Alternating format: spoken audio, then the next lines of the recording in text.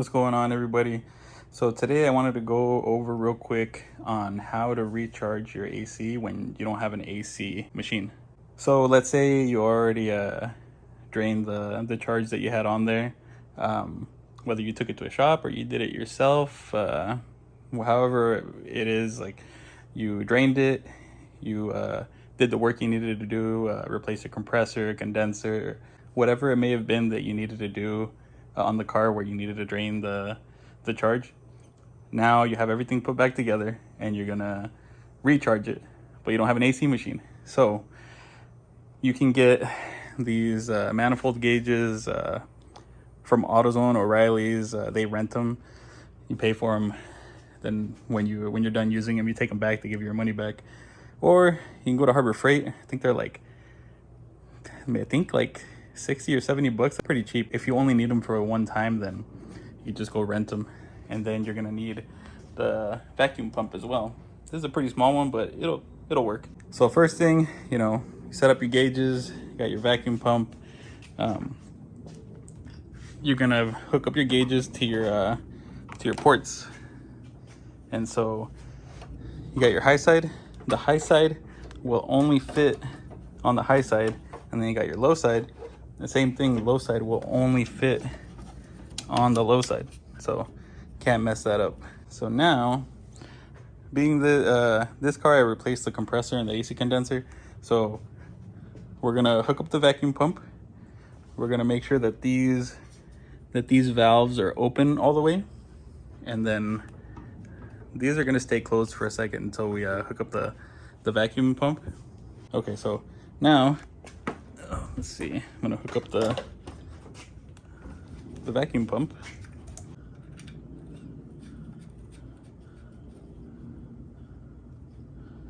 Got that hooked up. Now we just need to get an extension cord over here.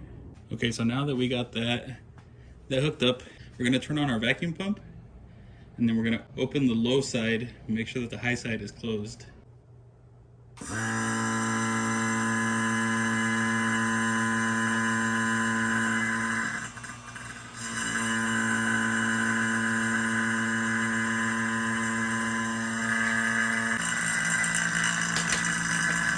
Okay, so now vacuum pump is working, doing its thing, and here on the low side you can see that we're pulling a vacuum. You want to let it run for a little while. You don't have to let it run for a long time. There's some people that say let it run for like 30 minutes. I've done it for like 5 minutes, 10 minutes. Like I've had the same results whether I do 10 minutes or if I did an hour. So I think it all depends on the person, but we're gonna let this run for a few minutes, and then we're gonna come back to it. When we come back, we're gonna close this low side valve, turn off the vacuum pump, and make sure that we're not dropping pressure. Okay, so now this thing's been running for a little while. It's been like 15 minutes. So now we're gonna close the low side valve off. We're gonna turn off the vacuum pump, and we're gonna pay attention to this low side. This low side right here. See the zero? Anything above the zero is positive pressure. Anything below is negative. The negative is gonna be your vacuum. So you just want to pay attention to that and make sure that it doesn't drop. If it does drop, then that means that you have a leak somewhere, a pretty big leak.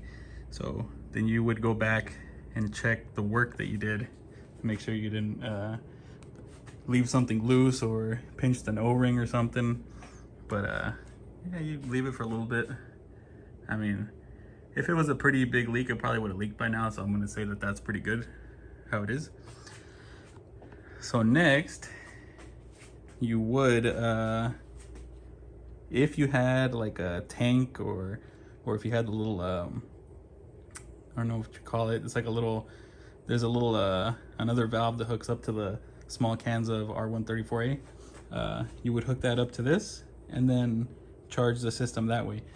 The first can that you put in is gonna almost automatically just suck itself in because of the vacuum. The second one, the car is gonna have to be running. So in this car, it takes 19 ounces. So just make sure whatever it is that your car takes, usually it's gonna say under the hood of the car how much it takes, and it might be in pounds. It might say like 1 pound, 20 ounces, and you just have to convert that to ounces. So next, I'm gonna get the cans and charge the system. Okay, so now here are the cans I'm gonna be using. These are 12 ounce cans. So we know we need 19 ounces, so it's gonna be one and a little bit more than that. This is what you would more than likely be using.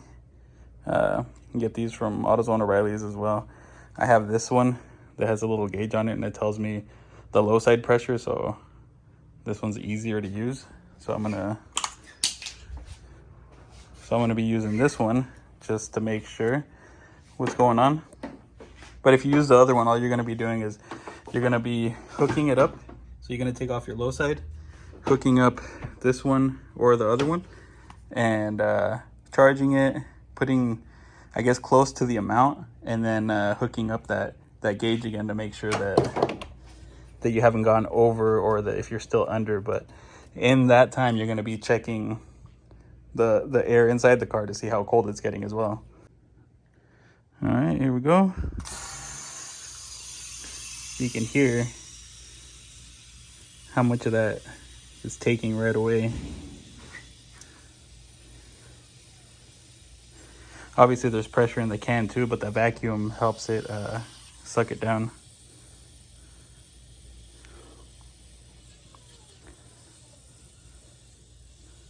Just gonna keep going, holding that until you stop hearing a hissing. Once you stop hearing the hissing, that's when we're gonna go and turn the car on. No more hissing. All right. Now, let's come into the car.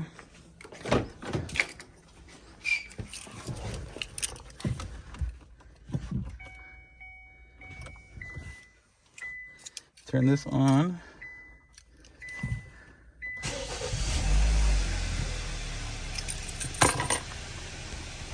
All right, let's figure out how this thing works.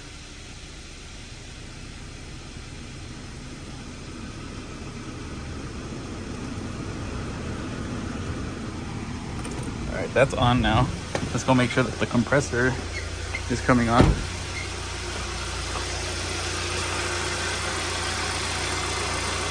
Oh yeah.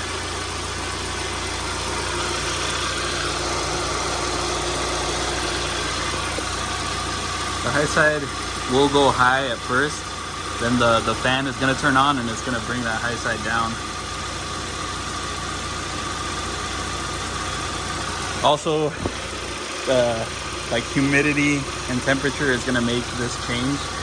So that's gonna be different depending on like different climates. I'm in Phoenix, Arizona, and ours are gonna be kind of high just because it's so hot here, hot and dry. I think if it's humid, it's gonna be a little lower, on the lower side.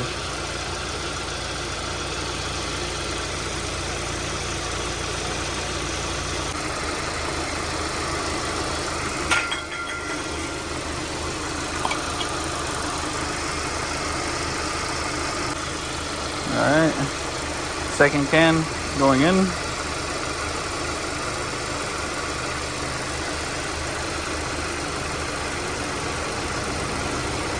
There you can hear the fan. The fan came on now on high speed. So you see, this one right here gives me a pressure. Out here, we normally see about between, like, I guess it's kind of hot today. I think it's like 110, or I don't know. It's been like 110 to 115 the last couple days. So probably like 40 to 50 psi is gonna be kind of normal. I probably want to have this around 45.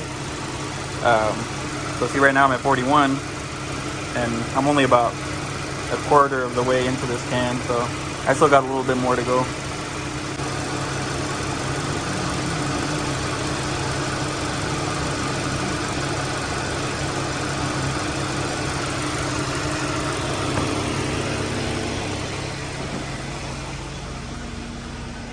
Oh hell yeah. That feels really good. Let me just get my thermometer now so I could put it in one of the vents and we can see what it's actually running at right now. Alright, let's put this in here and see right now where we're at.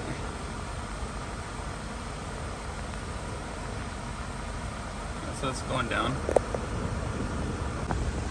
Almost 60. It feels, I want to say it feels probably like, I don't know, 55. It's hard to say right now because even 70 feels good when it's 115.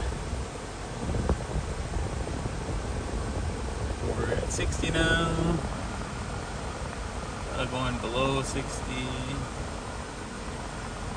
What did I say, 55? It's almost there. So now I'm gonna go back, check the pressure, and see if we're good there or if we need a little bit more.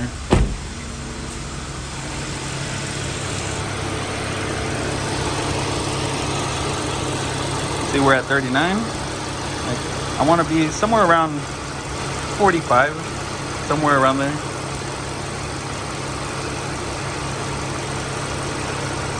Also, this can's gonna feel cold when you're charging it. Not to freak out because it gets extremely cold.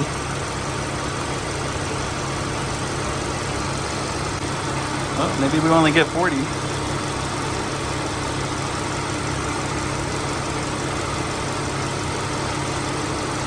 Still like half the can left in here.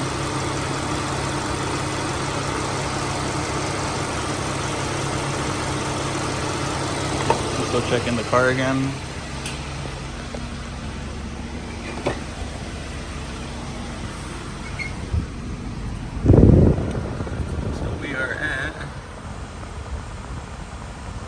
Dropping below 55 or around, like, I guess 55. Still dropping though.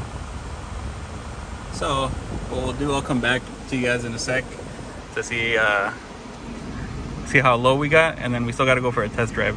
Once you go for a test drive, it's gonna drop even more because then you're gonna have more airflow going through the condenser and the radiator and all that stuff. Now we got almost 50 degrees at idle here in this garage. I know once we get out of here, it's gonna go down a little bit more. Usually I see these Kia Optimas somewhere around like 40 to 45. Usually might be a little bit higher, but this already feels like super nice. I'll be very satisfied just with what it's at right now at 50. But like I said, it's like 115 outside. Anything feels better. Now we got all that done.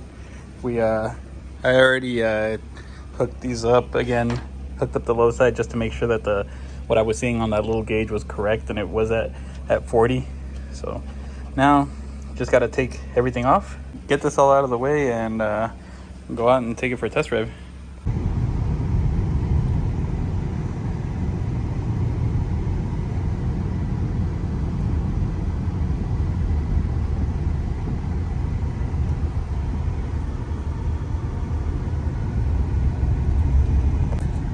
Drove just around the block, and looks like we're at like 40 degrees now.